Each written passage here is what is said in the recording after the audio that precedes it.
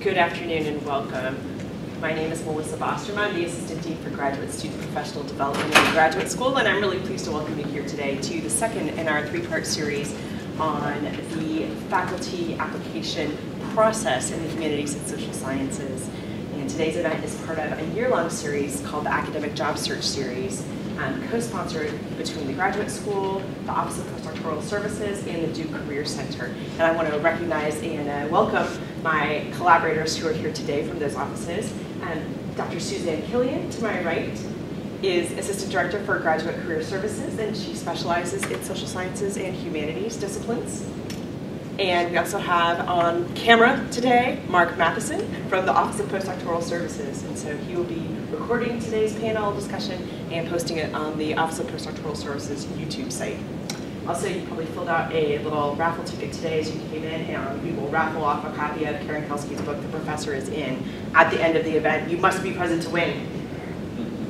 Okay, so stick around. Without further ado, I want to introduce our panelists today, who are all Duke graduate alumni, and we're so thrilled that they're all here today to share their perspective of navigating the faculty application process and into their current positions with all of you in our audience. So let me take a moment to share a little bit about them.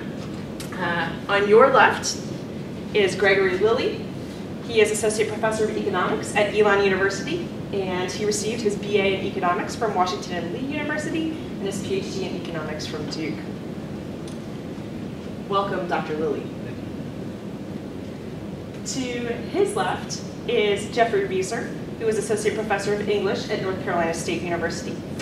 He received his BA in Secondary English Education from North Carolina State University, his MA in English from North Carolina State, and his PhD in English Linguistics from Duke. Welcome, Dr. Reeser. And then to my immediate right is Joshua Sosin.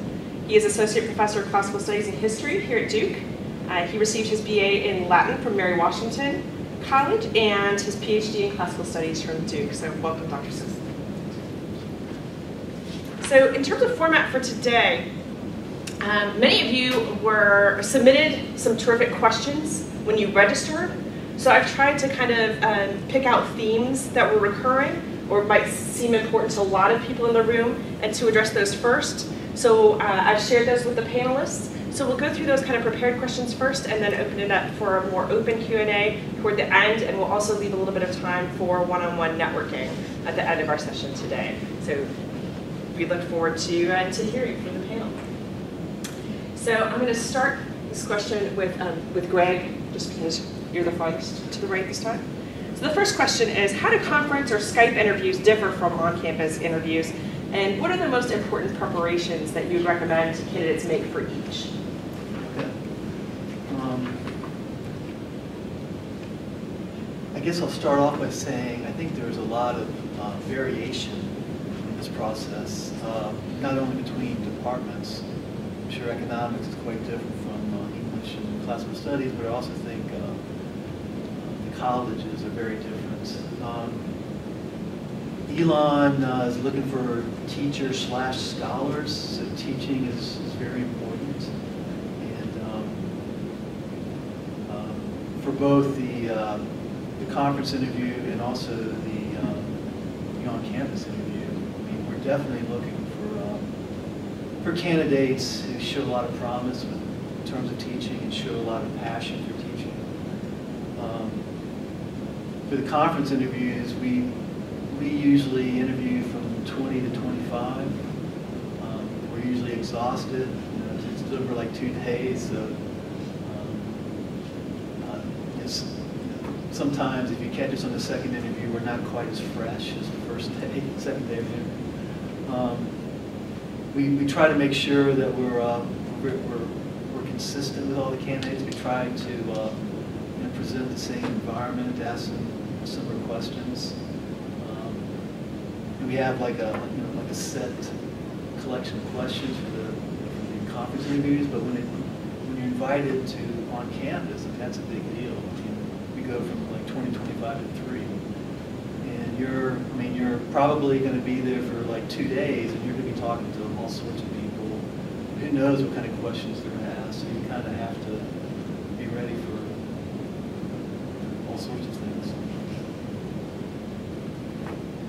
I guess I would add to that, well, first of all, I'd like to echo something Greg said, that it really does differ from place to place, but also even search to search. Having been on search committees a couple of times, it's really quite different depending on what's going on with that particular search, whether it's something that's an opportunity hire versus a real need versus somebody that we hope has administrative potential, things like that. So it really does vary a good bit based on the search itself. But I would say one of the big things to think about is I think there's an important difference in audience between those two interviews. The interview over Skype or at a conference or something like that, it's fundamentally you're interviewing with the search committee. And so I try to figure out who the search committee is. A lot of times it's public information. And really try to figure out how you might be able to talk to them in thinking about your specialty and their specialties and how you fit together. When you get to the campus visit, there are going to be moments where you talk to the search committee, but your audience is much broader. In an English department like me, I mean, you've got to deal with the linguists, the creative writers, the comp rec folks, the lit folks, the film folks. You've got to appeal to all those audiences. And so you have to really prepare quite differently, I think, for those kind of things.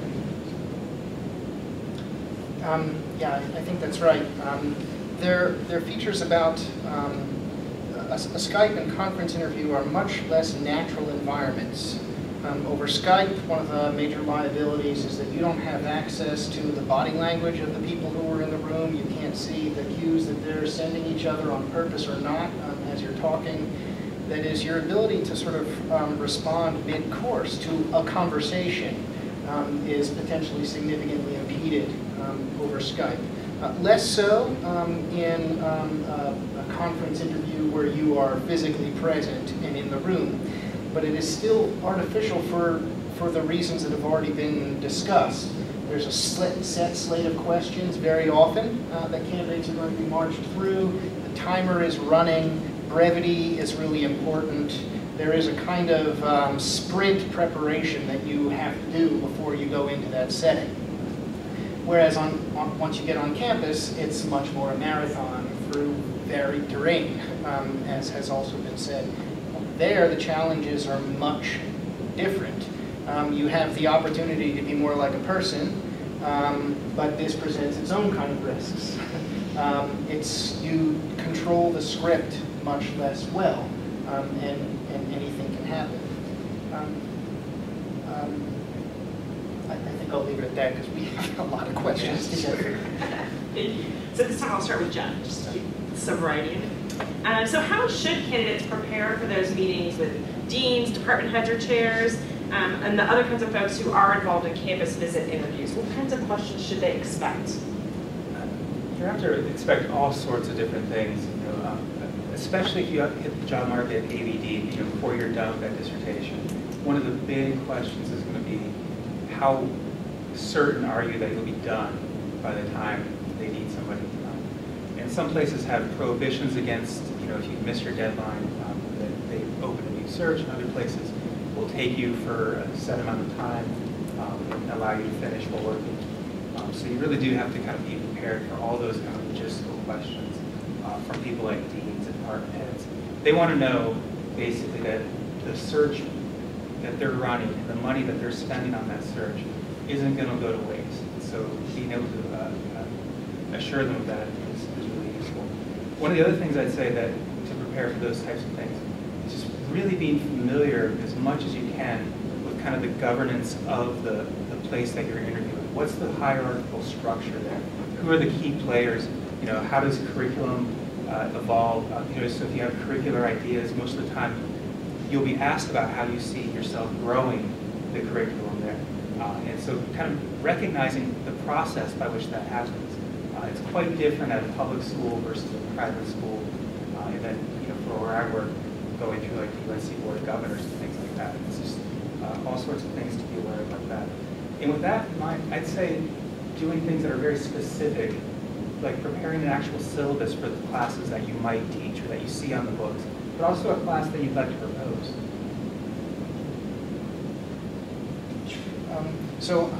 I agree very much with the last point. The more you can steer conversation toward things that you can show or have already done. The more that the colleagues who are interviewing are going to have to work with. Another way of looking at this is that this is your best way to sort of shape the discussion in a way that, I don't mean in any sort of controlling way, but to allow you to put your best foot forward. I think the very most important thing to do is as much as you can ahead of time, try to get a handle on what the department does, what, based on the description, the department seems to want to do, and think long and hard before you even get to an interview, whether at a conference or on campus, about what the needs seem to be and how you're best positioned to be able to meet them.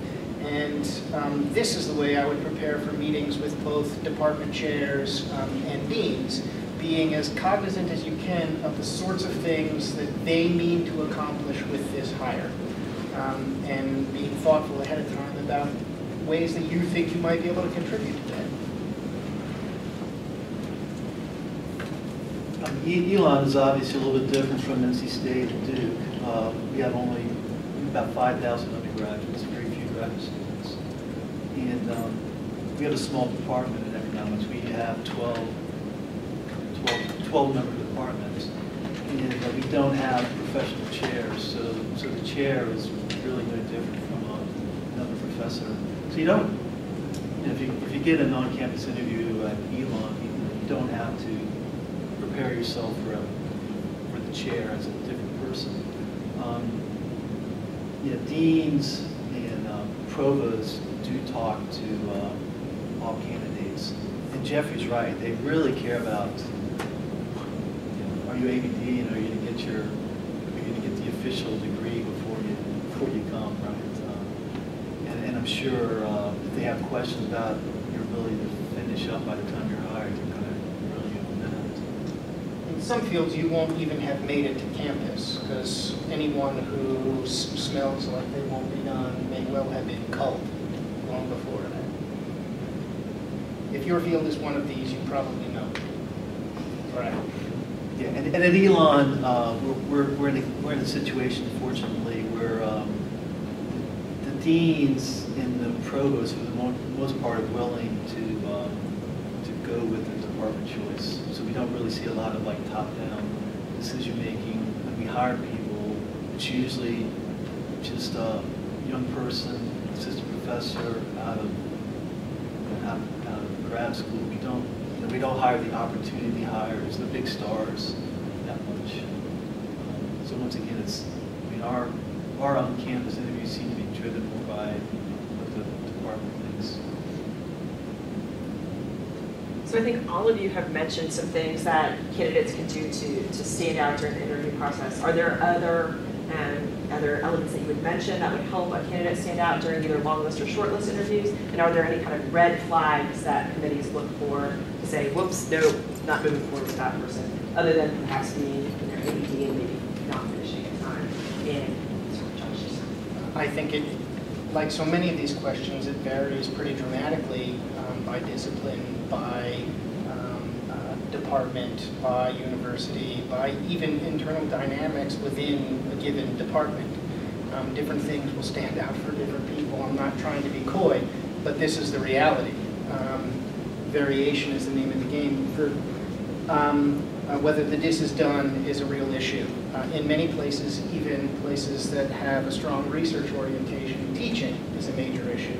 Even in a research institution like this, many departments are thinking, how are we going to cover our day in, day out obligations in the classroom? And so teaching may be more prominent on the committee's mind than you might otherwise have thought. It's hard to know that in advance, but you have to be prepared to deal with it when you get in there. I pay very close attention to the care that the candidate shows in having read the description carefully, in having gotten a sense of what the department is about. If you think that what the department mainly does is teach X, and really that represents a small fraction of their curricular demand. That's not going to serve you well. And so really just being educated about the particular place that you're looking forward to joining is a considerable benefit that you can control. Okay. At Elon in economics, when we do bring candidates to campus, they're expected to present their research, but they're also expected to teach a class, and they're expected to get in contact with the department member and kind of make the effort to kind of fit their class into a normal semester, right? So yeah, and the faculty members will show up and see how the candidate does. They will get feedback from students. So that may be a little bit different at Elon. I totally agree with Josh. If you don't make the effort to show interest in a place like Elon, I mean, if you don't have good questions about our study abroad program or the freshman seminar, we're going to be a little bit doubtful of whether or not you really want to come to Elon. You're one of these guys who generated 100 applications or something. You don't really know the specifics of Elon, or that's going to raise red flags. Yeah, I would agree. I want to echo that same point again, that you really have to have an interest in the campus, or at least to present that interest in the campus. One of the things about NC State is our tenure track lines are all under the discretion of the provost. And so if we lose a candidate because they use us as a stepping stone, we don't necessarily get another replacement. So one of the things that we're really interested in is somebody who's going to be there, or at least has a real commitment, we think, to being there. Along the same lines, the thing I would say most sets people apart, the thing we look for the most closely, is whether they're on a kind of a trajectory towards tenure in our department. Do they have evidence of the publication record that we are going to require in a couple of years? Because again, if we have somebody who doesn't get tenure, we don't necessarily get to replace them. And there's been times where we don't replace them. It hurts our department. So for us, especially, the research really is the most important thing. We've hired people who have less than stellar teaching credentials, or at least thin teaching credentials, but we haven't hired people who have had thin research credentials. Thank you. Start back over with Greg this time, knowing that you might give a slightly different answer to this question than others. What makes for a strong job talk? Well, we only have 12 people in our departments. We're all generalists, right? I mean, we have our research programs, but a lot of our colleagues like to work together. So generally, we're looking for someone who can fit in and perhaps be a colleague on future research programs. We are looking for a research program. We're not looking for kind of a standalone kind of job talk. We want the candidate to kind of show that there's a lot of potential in this research, and like I said, it's not like you have 5 or 6 specialists in labor economics at Elon. You might have one. You might have one person interested in industrial organization. So you've got to show that what you're doing is interesting to more than just like a medical specialist. Yeah, I guess I'd say something very similar, that basically you have to have a point with your job talk. I think one of the things that we often have happen with our research agendas is it's so big and there's so much going on that we kind of forget how to give that little point of what's important about this. And I can just give a specific example. We hired a linguist a couple of years ago, and we had a job talk that focused on a small movement of the position of one vowel in the vowel space where it's produced in the mouth. And this is great for the 5 other linguists in the department, but it's not great for the 40 other people who study other things, who left that job talk and wrote scathing reviews of this person who's a wonderful, wonderful researcher, because she couldn't connect why that was important to somebody who studied something other than linguistics. So really being able to talk about why your research is important, what's the point, right? Why is this interesting? And be able to pull it all together, you know, put the blinders on a little bit. You can cut down some of the big stuff around your dissertation work that is the basis of your job talk, and really give something very focused and something that people can take away. I understood that, you know, talk to that broad audience. I would echo all these and add, also know the audience. So do your homework on who's in the department and is going to be in the room, but are there going to be students in the room? Will you have done a separate teaching observation? Some places like to bracket teaching and research with you teach a class, you give a research paper. That might give you more rope to be a little bit more in depth with the research, a little bit more specialized in your orientation. If you just have one shot and everyone's going to be there, this gives you less rope for what you could do in the room. In my opinion, the question and answer is just as important as the talk. The first job I ever got, I was given an hour and a half for the job talk, and I was told that most people present for about an hour and 15 minutes. And I presented for 30 minutes and then said, it's now your job to fill the next hour by asking me hard questions. And it went really great. There's a risk attached to this, but all of the meat came in that Q&A, right? I do rash things, and that worked out okay. But the main point I want to make is that the Q&A is very important.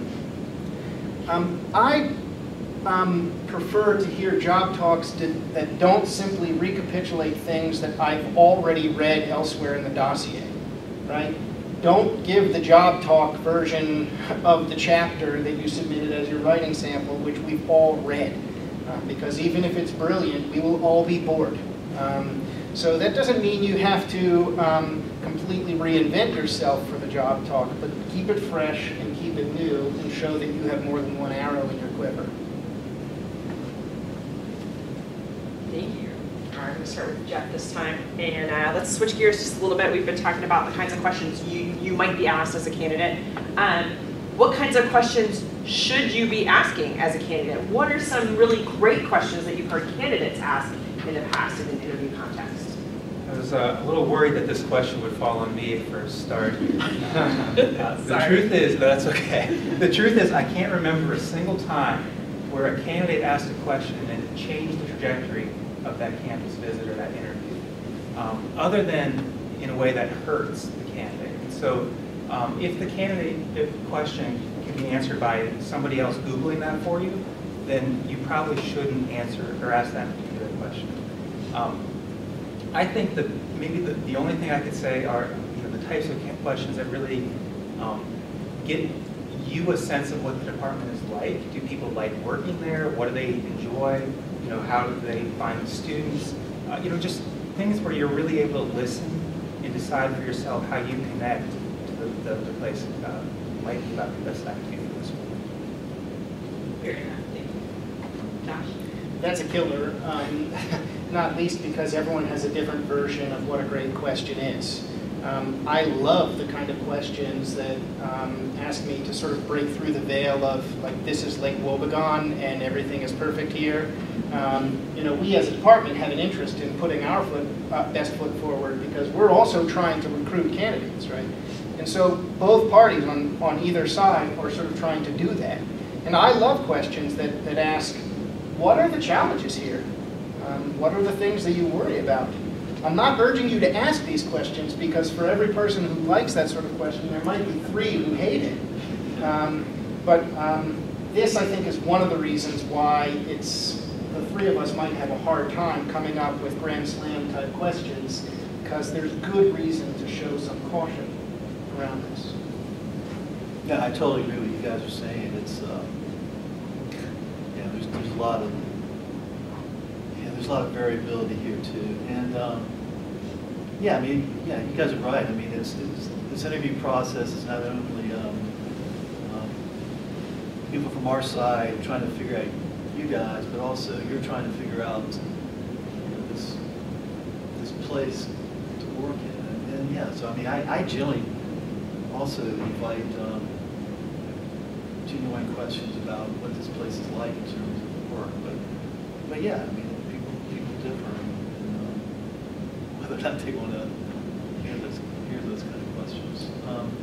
The other thing that can generally be an excellent question is like questions about the details of the place you're going to, right? I mean, yeah, I mean, demonstrate that you've actually done some research on NC State or Duke or Elon, and go beyond just the kind of the generic questions you can like ask in like 2 minutes or something.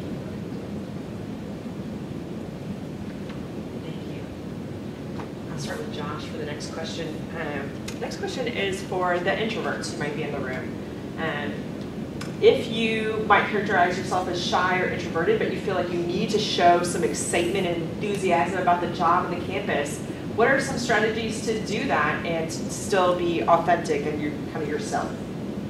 So I'm part of a little software development team just down the hall there, and you might guess that we're mainly introverts. And there are times we're co-located in a single room, and it's not uncommon that we will all have our headphones on and be communicating over Skype, right? When we are inches away from each other. Practice. Mess up many times in front of people who care about you before you go. Practice answers with colleagues, with other students, with faculty members, with your roommates, with your friends, with your spouses. Practice your talk multiple times. If there's potential answers you want to try to work through, try writing them out a few different ways before you go. It's also always helpful. A large part of what you'll do for the rest of your life once you get the job will be producing things on paper or some other format, right? It can help if you've done some of that before you go. It's always easier to talk about an article that you've already published than to talk about ideas that you have now for something that might not ever get off the ground. And to the extent that you can bring things that you can already show something for, so drafts of syllabi, other kinds of supporting materials, articles that are published, or abstracts that you have from conferences. To the extent that you can pre-circulate those and sort of shape the conversation around these things, which you hope that you ought to be most comfortable about, you can kind of give yourself a leg up. That's what I would urge. Right. Oh, I'm shy and introverted. So I mean, I know exactly what this the issue here, and I don't know. It seems like most professors are that way. So it's not like a huge problem if you're going into this career. I mean, I've actually found myself to be an advocate of people who seem shy and introverted, to remind them that this doesn't necessarily mean that they're less enthusiastic about their work. But I personally think the last thing you want to do as a shy introverted person is to be inauthentic, right? Try to come across as some sort of bluff or something. But yeah, if you're really proud of your work, I mean, that should help you be enthusiastic about it.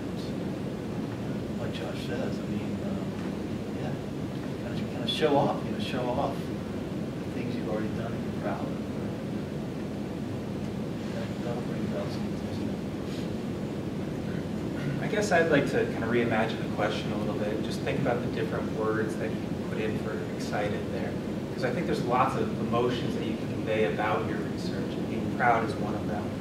I think you can also, without being necessarily excited or over the top, suggest that you're passionate about it, you're dedicated about it, or committed to it. And again, going back to an answer from a couple questions ago, we're looking to see that you're going to have a productive career.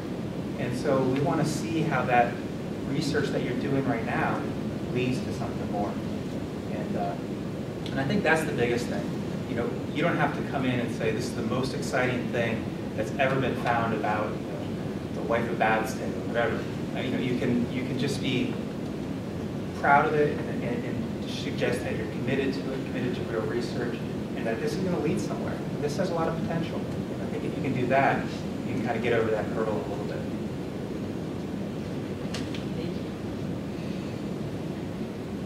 So now turning to small talk. I'll start with Greg this time. So there's often a lot of time when you're getting a ride from the airport to the campus, or there are meals. There are so many meals that are opportunities for small talk and conversation. What are some safe and appropriate topics for conversation during those times?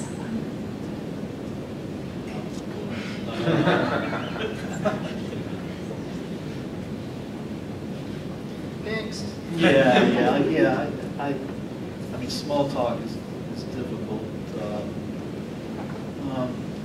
I generally think that this may not be something you have to like freak out about, because I think one of the things that we want to do from the school side is make you feel comfortable. So I think it's true that the people on search committees, people that are hosting the candidate, really go out of their way to like take the lead and trying to make you feel comfortable. So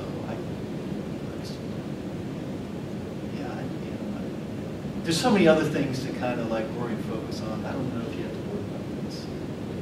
Yeah, I think so too. I mean, it's really, in my experience, it's the search committee and the people at the meal, the people who are doing the driving you around that are probably more worried about the small talk and being appropriate and things like that. I can remember on my job talk connecting with a professor whose son was a rock climber, not a rock climber, and she had all sorts of fears that he was going to die, and so being able to talk about it and say, oh no, that's not how it works, was something that was a nice connection that really stands out. I remember having lunch with a literature candidate, and the topic was basically what American author would you want to write your your biography. So anything in between these things is the sort of thing you can't prepare for that, but it just comes up. Yeah, I think that's right. Just do your best to be your best comfortable self. Though it's not a real criterion, part of what people are looking for is, if you're being hired, there's an old saw that says if you're being hired into a tenure track job, they're either hiring a lifelong colleague or a lawsuit. And you prefer to be in the former category, but think about what that means. That, it's not unreasonable to want to be with someone you want to be with. And it's all normal. Thank you. All right, so the next question, if there is a spouse or partner in the picture, what's the right time to broach the two-body problem? In my experiences with, again, serving on search committees and being around search committees every year, it seems like it's always after the offer is made. Yeah, mine too. We may be in a little bit different position because we're always looking for kind of extra reasons. Someone really good might come to Elon. A couple years ago we hired someone from Yale. There's no way we would get this person unless his wife was teaching at NC State. Not NC State, excuse me, UNCG. So we may be a little bit more open about thinking about the possibilities of that as an opportunity. So this just goes back to know the environment.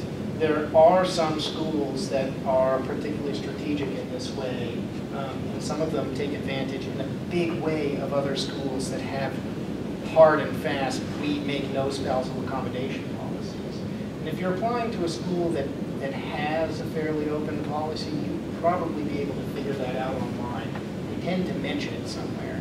And this might cause you to rethink how early you want to raise the issue, but I still incline to think that you do it after you have the offer.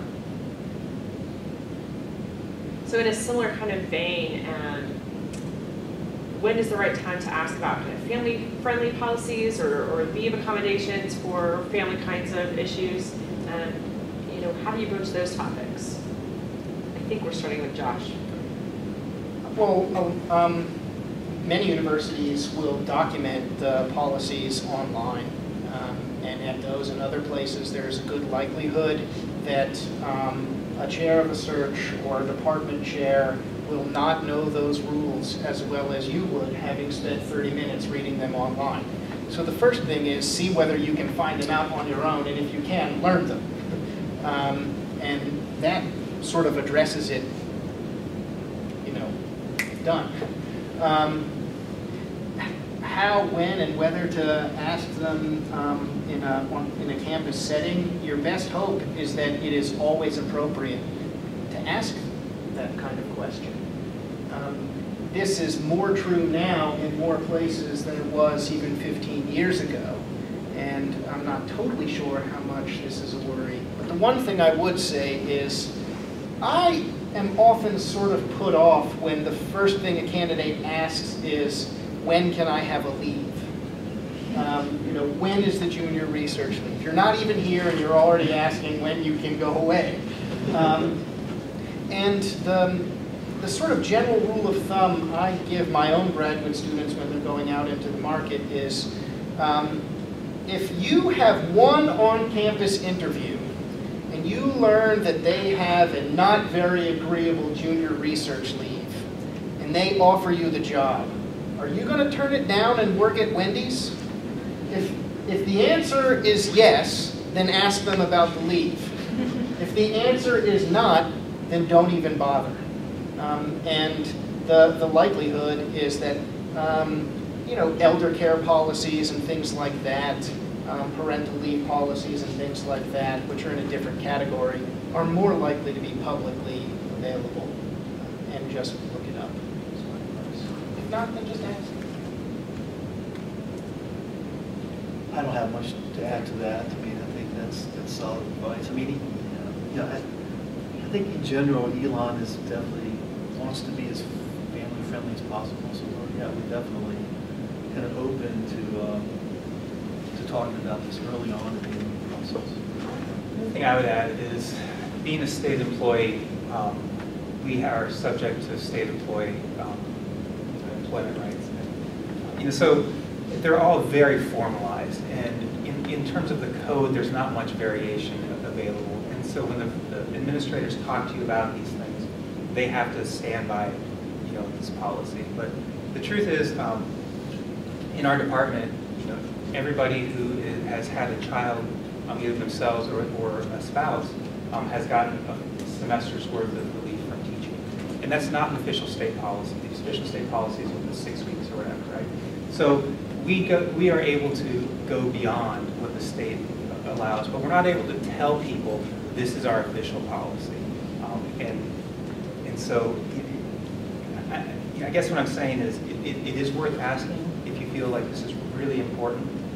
You know, feel free to ask it of other people who have brought up the fact that they have kids. You know, what was that like, and so forth. I didn't have a clue how the policies worked because I didn't have children when I was on the market, or wasn't thinking about children on the market. And so with my first child, I actually didn't take advantage of some of the things that I had available to me. So I didn't really even know the sorts of things to ask until my second child. So this one I'm going to put out to the panel and let anybody jump in who feels compelled. How should candidates handle inappropriate questions during the interview process? I'd say it depends. It depends on so many things. The context in which the question comes up, what the question is, how inappropriate it is. You know, we're, as a state school, you know, we're really pretty careful about these things typically. You know, we all have to do training every time we're on a search committee about inappropriate questions and things like that. So it shouldn't happen. I can't think of times other than one instance where it's happened in the time I've been at NC State. And in that case, the candidate actually brought it up to the dean, who then took it to the provost. People were disciplined at the university, but that candidate ultimately didn't get hired. I don't think it was because of that question or because of the response, but it didn't go well. I've fortunately never experienced or seen anything like that. The closest I've ever come was on the receiving end, and it was so mild that I even hesitate to bring it up. But I was interviewing. I got the job. I was interviewing at an institution in the Northeast that is a little provincial in its eliteness. And I think they thought that I, coming from North Carolina, was going to show up in, coveralls and a straw hat. There were just question after question that, the sort of subtext was, Mike, you're not as dumb as we thought you might be. But this was just easy to blow off. I know there is much worse than that. I've just never seen it or even heard it from one of my students. And how did you handle those questions, Josh? I just tried not to appear dumb. Fair enough. It was hard. Yeah, I definitely think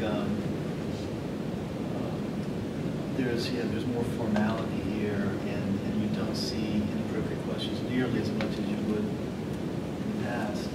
But I guess the other thing is,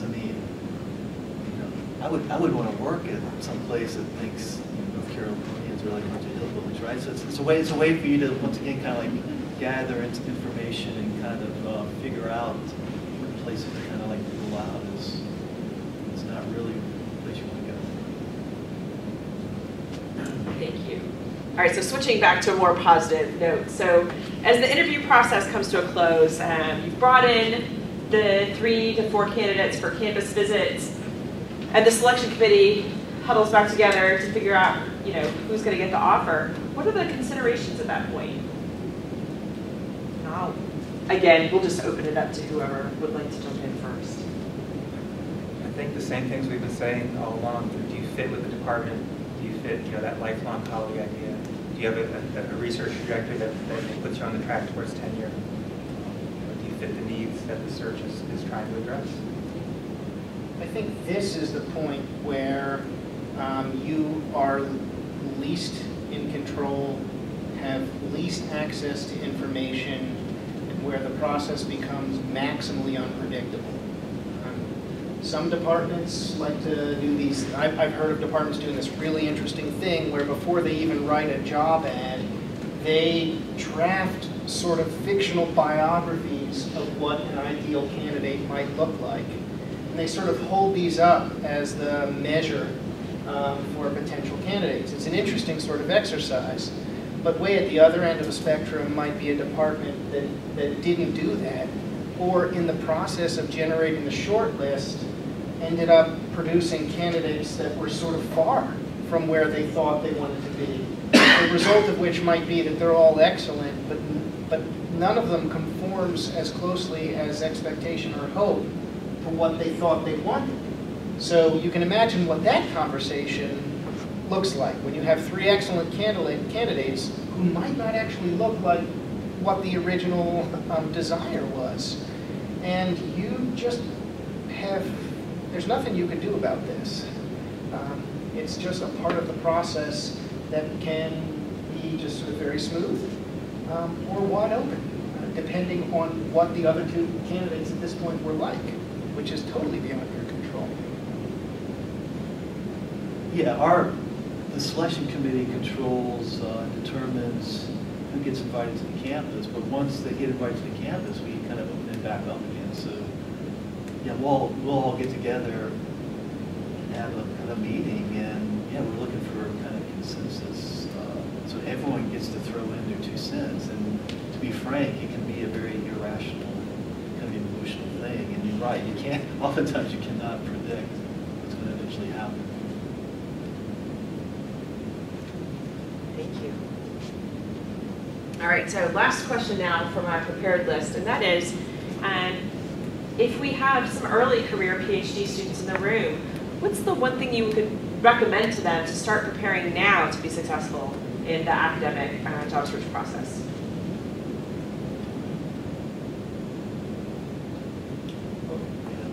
I was going to say, I mean, I'm by far the oldest person here, and when I went to Duke, there was no kind of like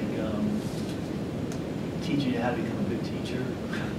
But you're basically just kind of like thrown out there, and you know, like I said, at least at Elon, I think a lot of other places too, teaching has become more important. So, and I think you guys have a lot more like opportunities to kind of prepare to become a good teacher. Like I said, if I had to do this over again, I'd probably try to take as much advantage as I could of these teaching opportunities. I guess it says one thing, but I'm going to give you three. I'd say publish as early as you can, network, and especially network at the conferences that are central to your field. And as you're doing that, the advice I'd give you is just remember that you're never really off record, especially in some of the fields that are a little bit smaller. You're at a conference, you think you're just among colleagues and friends, but people remember these things. And so I think it's important to network in a real positive way. Yeah, I would add to that. It varies by discipline, but in mine, certainly publish if you can. This is beneficial in a number of different ways. And to the networking part, even if networking per se isn't something you tolerate very well, it's always to your benefit to practice as much as you can, giving short, pithy, aimed at the non-specialist descriptions of your very technical work, right? Every occasion you get, talk to a friend, talk to a colleague, talk to a mentor, in simple, clear terms about what it is that you do. This is mostly how you'll spend your time at an interview. The more comfortably you're able to present complicated things in a fairly straightforward fashion, the better an interview will go. So this is just sort of practicing being a nice and friendly person. But start now and do it a lot. Excellent, thank you all. So we now have some time to open it up to the floor for questions.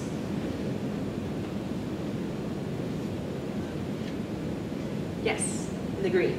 After your interview is over, what would you suggest doing any kind of follow-ups, emailing, thanking the chair? For sure. Absolutely. I think it's just like in the private sector, the more your name shows up on the front. So the chair, but anybody else? Or yeah, I would say even everybody on the search committee. Okay. Or even people you ended up talking to and having dinner with. Everyone. You can't underestimate having that like personal touch after all said and done. And I will say a handwritten letter is a really nice thing to get. Dennis?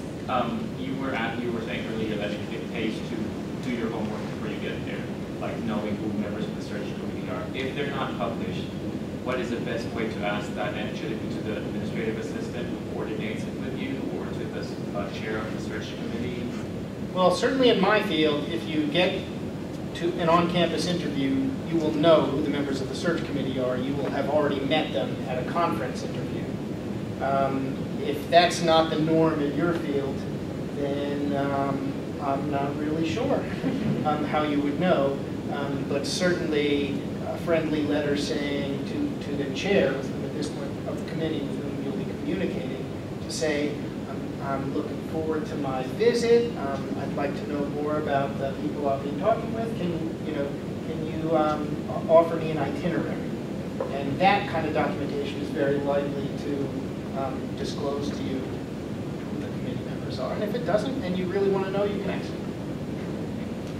And I'll say, as an outside member of committees in the past, so we have a couple people that are core to the field and an outside member.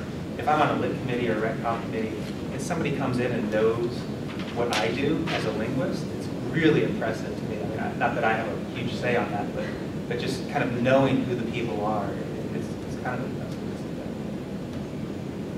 The black. I mean, university, like Elon, what would stand out as having good teaching requirements besides being a TA? You know, is the expectation now that PhD students would have taken a course like the math instruction teaching course, or is it just that you've demonstrated a passion for lecturing and students? Right. I mean, our application asks for a teaching statement or a teaching philosophy, and we're looking for fairly sophisticated kind of ideas about how you might approach the classroom. And we're not so much interested in someone who's going to come in and like lecture. So if you kind of have kept up to date about kind of flipping the classroom or whatever, you have kind of like interesting ideas about how you might approach teaching. That will definitely catch your eye. I mean, we do look at. I mean, it's good to have teaching experience. You taught a class, especially the class in which an area that we're looking for. So you taught industrial organization. The third year, and you want to teach industrial organization. That's great. I don't particularly like to look at the numbers, but I know some people at Elon will look at teaching evaluations and things like that. If you've gone to workshops on teaching here, and you can add that as part of your teaching statement, your teaching philosophy, that's good.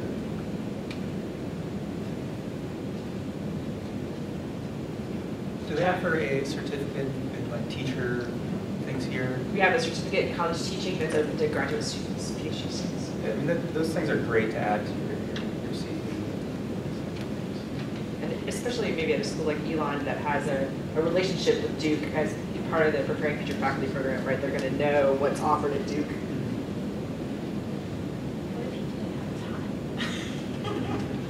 And it could be an issue of time or opportunity, teaching opportunity. Sure. Another question here, and then just in the class, short here. Oh, sorry, thank you. So I just want to back up for a second to the conference interview. How much information are you normally given ahead of time? Will you be given, for example, the names of the committee members with whom you'll be meeting? And second, it's completely appropriate to bring, sample syllabi with you and just hand them out to everyone? We would request that you bring a syllabus. Okay. Absolutely, yeah. In terms of the committee members, if you haven't been told, I would ask. And especially if you do your research on the department, a lot of times you can kind of guess who's going to be there anyhow. Not every department, of course, but yeah, I would definitely try to get that information. And, we'll do things very specific sometimes. Let's say bring a syllabus for this particular class. That way we have the same thing for every candidate that we look at. And sometimes it's just bring a syllabus that we talked before. It's really helpful to be working from specifics. So syllabi, off-prints of articles if you have them, or whatever.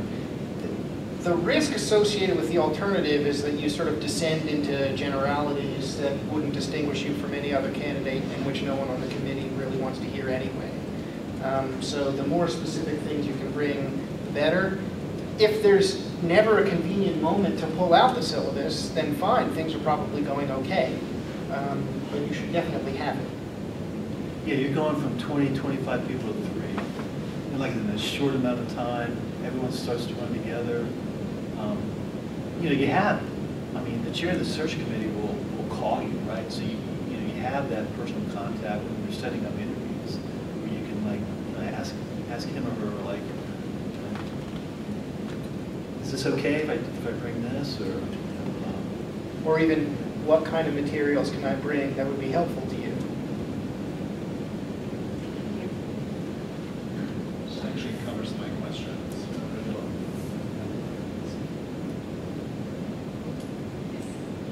This is from a personal experience. I was in an interview and I was asked in this specific job. For me, it meant to move from one country to another, and they basically wanted to know how much I was committed to do that. I don't know, can you think of, better way to show that type of commitment? You made it to the interview and they asked you that? Yeah, I found it really strange because the very fact that I was going to the interview should have like proved that I was interested enough. But they actually raised my hand. Like maybe it's not something that happens really often here in the search committee. This was a That was in conference Europe, interview that and was- not a campus interview? That was in Europe, yeah, campus interview. They asked you this at a campus interview? Oh, well, I mean, I would think if you made it that far, then it would be a fairly easy enough thing to just honestly say, I'm very serious about this job. You know, I'm serious enough to come here, I'm excited, and you see me here today. And they must have been serious about you if they made it to campus. I was surprised that I didn't know about I don't know how much they were really convinced. It's not something that happens really often here, I guess. I mean, you can easily imagine that kind of conversation happening inside the committee before you get to the point of selecting candidates. Is this person really serious or fishing? This is a one-year job. Do we really want to seriously entertain international candidates? At that level, I imagine that sort of discussion happening. But once you're already there on a campus interview, you generally assume that both parties are pretty serious with it. I think it also depends. In Europe, sometimes there is no conference interview. They just invite you on campus. Yeah. So they don't have that intermediate step to figure it out. So if you're just even vaguely interested, you would just go. So that's why I think they might have. I mean, it sounds bizarre, but Yeah. Well, then just be honest. I mean, one of the advantages you guys have with a place like Elon is we're close enough that we may, and same thing's true as UNC Chapel Hill and UNC State, we may ask you to come to like an initial campus interview, which would be more like a conference interview. And we may, like we're supposed to go to San Francisco for a conference interview, we see like really interesting local candidates, we may ask 2 or 3 of them to come to campus for that initial kind of stage.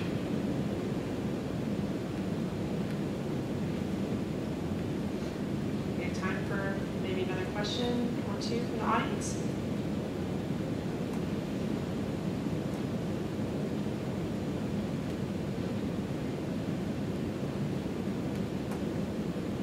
So you guys were saying that conference interview questions are pretty scripted or regimented. What kind of questions should someone expect that was in the initial interviews? Definitely, we're going to ask you about your dissertation, your job. It's definitely something. We're going to ask you about the major categories of academic work. Where's your research fit in? What's your teaching philosophy? What type of service do you like? What role does service play? All these type of things. When you think about, we have to submit our questions to the provost a month before we do interviews. So we're writing questions that are just vague, and they're all for the kind of the major areas of academic life. So I think you kind of anticipate those type of things. So since the camera's running and I've already said I say rash things, I think it's lamentable how scripted questions in this setting have become. I understand why. It's for very good reason, in an attempt to prevent these things from becoming unfair in ways that they have all too often in the past. But it means that if you know your field well and you know the job description well, you can sit down and with a high degree of accuracy come up with, on your own, the 6 questions you're going to be asked. Tell me about your current project and how you think you're going to transition to the next one. If you could teach a dream undergraduate class, what would it look like? If you were teaching first-year Greek, what textbook would you use? If you had your choice to design your own graduate class, and it was a seminar and it met once a week, what would it look like? And it had to be in Latin, even though your specialty is Greek. You could draft it in 5 minutes. This means the challenge is on you, is on you to think of a way to be interesting inside the context of an array of questions that are fundamentally uninteresting. Yeah. Right? This is a kind of challenge. Not only that, you want to be brief and structure your answers in a way, I think, that invites the follow-up questions, which is where the really interesting discussion tends to happen. Yeah, that's where the differentiation occurs, you know, the follow-up question. And so get in, give them, get that basic required part of the question out of the way fast, and move as quickly as you can to the sort of little bit of back and forth that you have time for between the scripted questions. On the other hand, as lamentable as the scripted questions are, in my opinion, that doesn't mean that nobody ever messes them up. They do more than you would have thought. But those are the parameters you work with.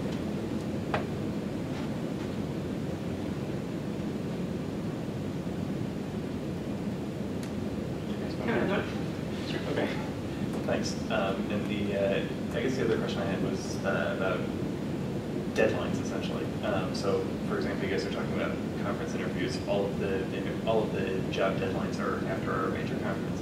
So, did they just expect that people are going to apply like a month ahead of time for the job, and then they interview people then, or essentially, do you have to send in your applications like extremely early, or is sending them in on time? What's your discipline? Sociology. So in my field, the annual conference is held early in January, and applications can be due anywhere from August through December. And I always urge students, my students, to get their applications in as early as they are ready. For a variety of reasons, in part because some people will start looking at applications as they start rolling in the door. And the longer you've occupied someone's brain, the better. But that timetable will vary pretty dramatically with discipline around conferences and so on. This has it's been unhinged a little bit because of Skype. More and more places are going to Skype-only interviews, which allows them to try to get a jump on the competition by holding interviews early, which completely disrupts the timetable. But I don't see the downside to early, so long as your materials are ready. Yeah, my field has the same timetable. I would say the same thing. But generally speaking, there's going to be, the committee will meet twice to pare down those interviews, or the potential interviews, I guess. And, because we don't have time to roll with the applications. So we'll look at them in a couple batches, and I don't think it really matters as long as you're not after the deadline. Your recommenders are not after the deadline, which is hugely frustrating. I know it's out of your hands a little bit, but give them time, things like that. If we have to say, oh, this looks like a potentially interesting person, but I have to go back to them later to make sure once I get the recommendations or the teaching statement, the personal statement, you're kind of doing yourself a disservice.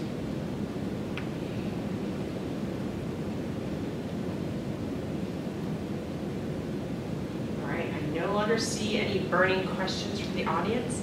So at this point, I want to ask all of you to join me in thanking our panelists today.